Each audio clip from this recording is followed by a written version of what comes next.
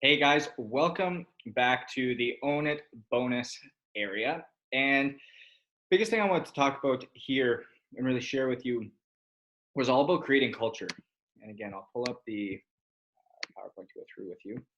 But creating culture, especially now in a digital world, is something that a lot of businesses, a lot of uh, husbands, wives, we're trying to figure out how to create that culture. And this can be used at home, this can be used in your business, it can be used a lot on yourself.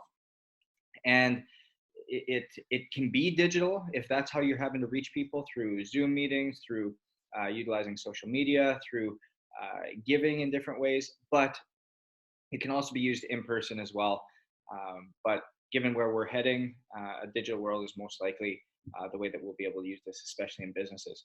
So I talk about this culture diamond, and there's four parts to this. And Richard Branson said it unbelievably. He said, clients do not come first, employees come first.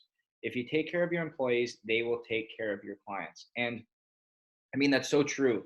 Is when you are in any type of industry, whether you're if whether you're a business or you're a family, you think about I think about this. I heard in church where um, treat your neighbor like you would treat yourself. And quite often, we're better at treating our neighbors well than our families. And if we actually turn that around and we treated our families like we wanted to be treated, our families would be happier. Our families would have a tighter bond. Our families would be better situated to serve our neighbors. And we quite often have that backwards, and it's no different than here, um, where if we look after the people around us, they're going to be happier, they're going to be more loyal, they're going to want to stay with you, especially now. Especially now, you have to know that as a business, anything you do now, whether it be furloughs, layoffs, uh, salary cuts, not the fact that you have to do them because it's a fact of the nature of the space we're in, but how you do them. Does the upper pinnacle of the executive team keep their salaries all the same, and then everybody else down below either gets furloughed, laid off, or a salary cut? Or does everybody take a salary cut so that we can keep everybody on board? Or how is it communicated? Do you send everybody an email and say, hey, this is your furlough, this is your last day, and never speak to you and kind of leave everybody in confusion? Or are there phone calls? Is there explanations of what's happening? Is there hope that you give your clients? And in this way, we're talking about your employees. Same thing at home. Is it saying, hey, we're now at home and just don't worry about it, just go sit in your room? Or is this a point that you step up and you're able to create this culture in the family that really brings everybody back together? So that's what we're really talking about. And it's made up of four things: the 151 and 1 rule.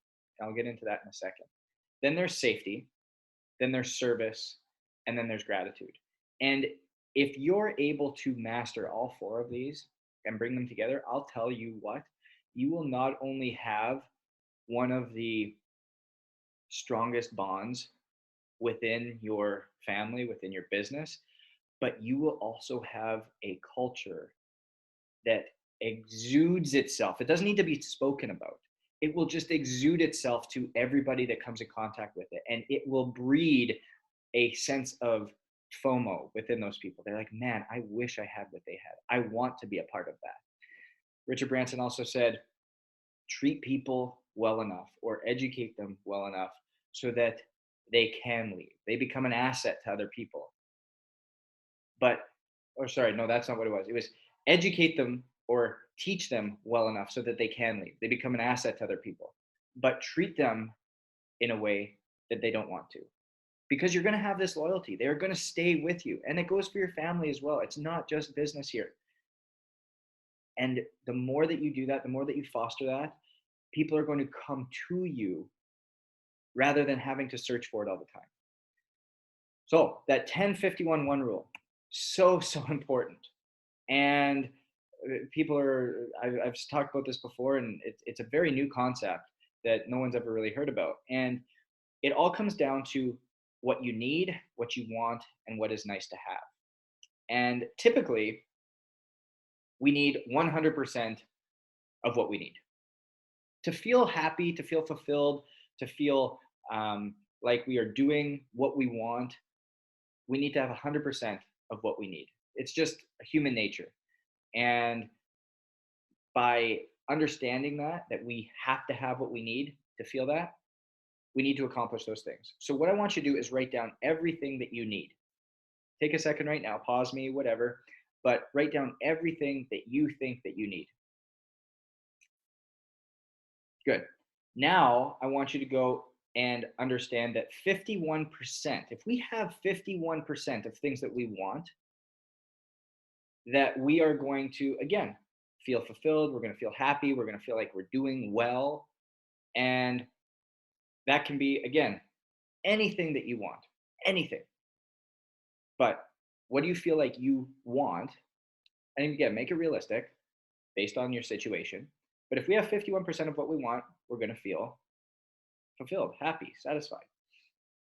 I want you to write that down. If you're a business owner, write it down what you want, what you expect of your employees. Write it down if you're for your family, for your household, head of the household, whatever. Write it down what you want personally, and then what you expect of your household. And then lastly, that 1%. Okay, 1%. If we have 1% of what's nice to have, again, science says that we feel fulfilled, we feel happy, we feel good with our situation, we feel proud of it, feel fulfilled, and that's what life is really all about. So I want you to write that down. What is it that's nice to have, or would be nice to have? And write that down. Again, if you're a business owner, if you're head of household, write those answers in as they'll be different. Pause me, and then we'll move on here. Perfect. So let's go back to this list that we put down for what we need. And if you take a look at that list, I want you to say what is on it. Is that, do we need to have a 5,000 square foot home?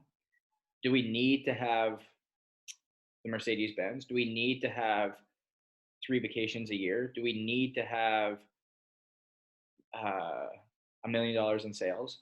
What are our needs? And what is your perspective on needs? What is your client's perspective on needs? What is your employees expecting on needs? What is your kids, your spouse's expectations of needs? Because this becomes so important.